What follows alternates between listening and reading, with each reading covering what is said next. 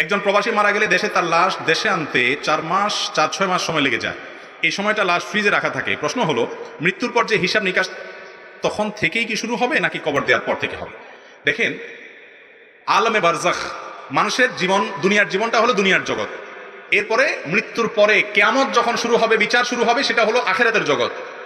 আর আখিরাতের জগতের একটা পার্ট হলো কিয়ামত এবং মানুষের মৃত্যু। এই দুইটার মধ্যবর্তী সময়ে মানুষ যেখানে থাকে এটা হলো বারজাখের জগৎ। আল্লাহ বলেছেন, ওয়া মিন ওয়ারাইহিম বারযাখুন ইলা ইয়াউমি ইউবআসুন। জীবন, দুনিয়ার জীবন পার করার পরে বারজাখের জীবন থাকে কিয়ামতের আগ পর্যন্ত। এটাকে বারজাখের লাইফ বলে। বারজাখ মানে আড়াল।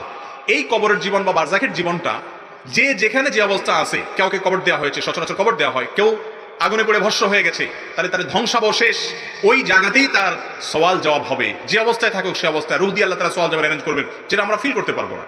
ঠিক একইভাবে কাউকে ধরুন বাঘে খেয়ে ফেলেছে, বাঘের পেটে চলে গেছে, পানিতে পড়ে সে পচে গলে একাকার হয়ে গেছে, তার ধ্বংসাবশেষ যে অবস্থায় থাকবে ওই অবস্থায় তার সওয়াল জবাব হবে।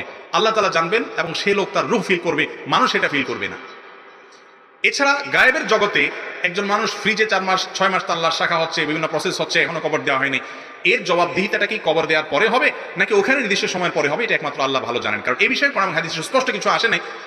আলমুল গায়েব বা অদৃশ্যের জগৎ সম্পর্কে কোরআন হাদিসে স্পষ্ট কিছু বলা না থাকলে সেই ব্যাপারে আমরা নিজেরা কোনো সিদ্ধান্ত দিতে পারি না, বরং আমরা আল্লাহর প্রতি ঈমান আনি যে আল্লাহ রাব্বুল আলামিন যেভাবে তাকে প্রশ্নোত্তরের মুখোমুখি করা দরকার সেভাবে করবেন। তবে প্রশ্নোত্তর হবে যদি সেই প্রশ্নোত্তর এর ঊর্ধ্বে উঠে যাওয়ার মতো কোনো আমল করে থাকে কবরের মধ্যে আছে কিছু আমল, তাহলে সেটা ভিন্ন কথা।